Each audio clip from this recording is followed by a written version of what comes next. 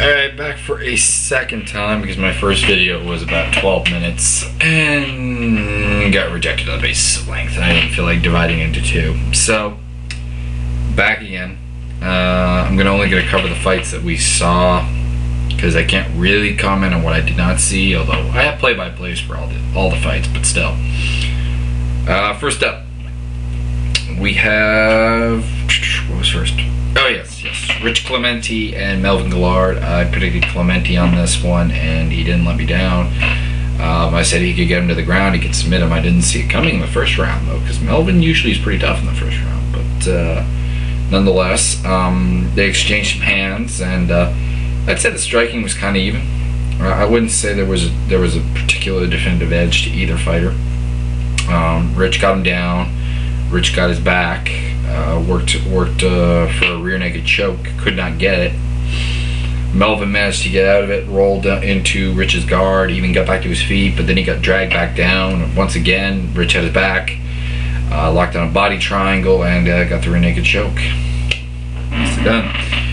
Next up, Ramon Thierry Sokoju versus Leo Machida. That is indeed the next one.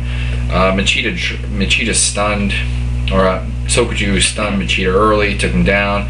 I thought this was a very big mistake just because Machida is a decently high level black belt in Brazilian Jiu-Jitsu, and to my knowledge Sokoju is only a blue belt. Maybe he might be a purple, but blue or purple versus black, either way he's in over his head. And I thought his better option would be to stand, just because at that point he was getting the better of the stand up. Machida swept him, worked for a couple submissions. They got stood up. Sokoju and Machida exchanged a bit of a couple of strikes. Sokoju took him down again at the end of the round, and Brimage finished that way. Close round. I gave it to Machida a little bit for the submission attempts and the sweep, and I think the striking was about even. Sokoju did have the takedowns, but did not really do anything with them. Second round, they come out and they still look kind of crappy on the striking, which was a little disappointing. Sokoju got dropped.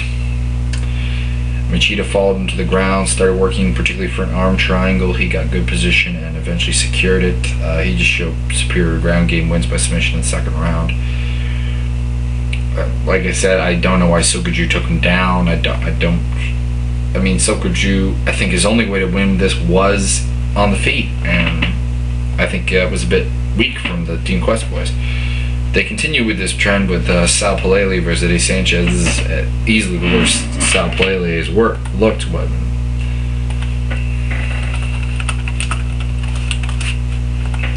Pardon me. Just talking to someone on MSN. Sal Palele looked quite poor. I mean, he pressed Sanchez up against the fence a lot. He did swing very widely in the striking. It wasn't very technical. He didn't even really seem to try for takedowns up against the fence. Was a bit weird. Sanchez, to his credit, did look a little better on this. I mean, his hand speed looked up. His striking looked much more better in technical aspects.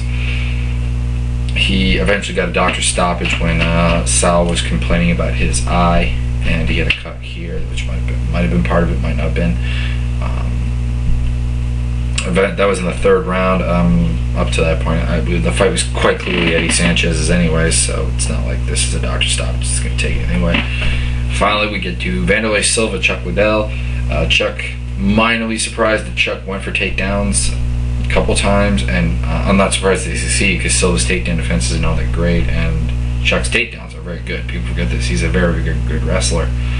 Vanderlei, I came in with a decent game plan, and I think, unfortunately, this is about the best I think Vanderlei can do against Chuck. I mean, he definitely needed to throw more leg kicks. That might be the one thing that he could do differently, but his wide punching doesn't terribly work all that well against Chuck. He doesn't really have one punch KO power that is that great. I mean, he has very good multiple punch KO power, and he's a very good killer instinct. He smells blood, he's like a shark. But Chuck, bad style matchup for him. Chuck did a good job of peppering him with enough shots to keep him honest, keep him forcing him back. didn't really hurt him that badly, didn't do that much when he had him on the ground, but still pretty clean cut decision. And then finally we get to the main event, which is Matt Hughes, GSP interim welterweight title belt. Hughes doing a decent job of avoiding damage on the feet, but he could not get a takedown. I thought he should have shot for more, but could not get a takedown. GSP took him down at will. Pretty much dominated him on the ground. I hadn't seen this really against an opponent like of Hughes' caliber, or of Hughes, that's actually just managed to completely dominate him. I mean, outside of maybe BJ Penn, even Dennis Hallman really didn't dominate him this bad.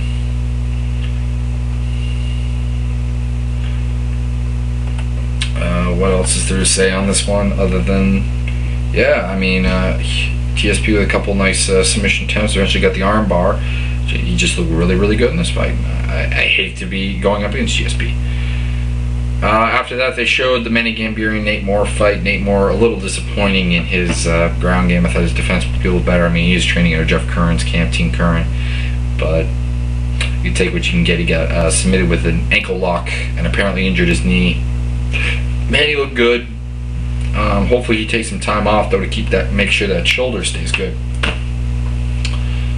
Oh, another thing about the Chuck and Vanderlei fight. It was kind of interesting to see Chuck actually clinch up with Vanderlei and just break away and throw an elbow or a forearm as he did so, and not allow Vanderlei to use the clinch as offense. But basically, I went 7-3 on the night. My losses were Sal Palele, like crap.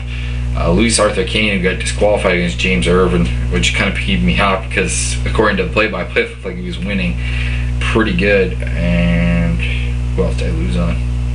Oh, Jordan Radev, who apparently pulled a John Alessio and fought without any aggression. So this time I managed to keep it in 7 minutes, so it'll upload this time.